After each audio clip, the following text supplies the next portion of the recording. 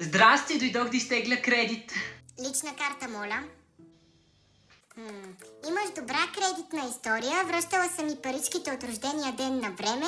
Ама тук виждам, че имаш закъснение с парите от сурвакането ми на Нова година. Да, имаш закъснение, наказателни лихви. То заради баща ти, аз чак ти ги върна много отдавна, ама той вика, айде другия месец и то така стана. Добре, каква сума ще искаш да проверя в сейфа и за какво ще използваш сумата? 200. Добре.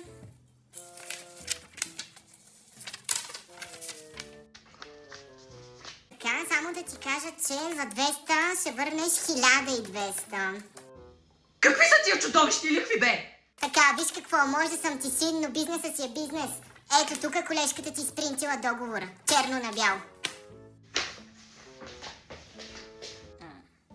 Боби, имам нужда от кредит.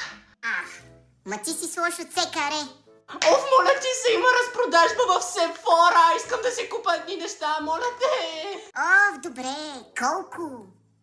Едни 500.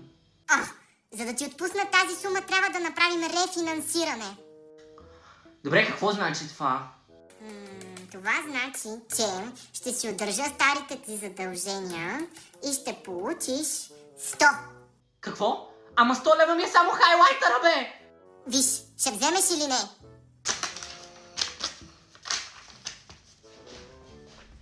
И само да ти кажа, че ако пак ми закъсняваш с вноските, ще ти скъсам главата! Боби, дай ни 50 кинта, че Леонардо ме чака да излизаме. Лична карта. Аре, не се прави, виждам ти касичката там. Аре, че трябва да излизам, момчето ме чака. Виж какво. Пуснал съм ти данните и кредитен инспектор ще се свърже с теб в рамките на 24 часа, да разберем дали ще ти отпуснем заема. Окей? Майка ти те е направила страхотен лиглю. Ау.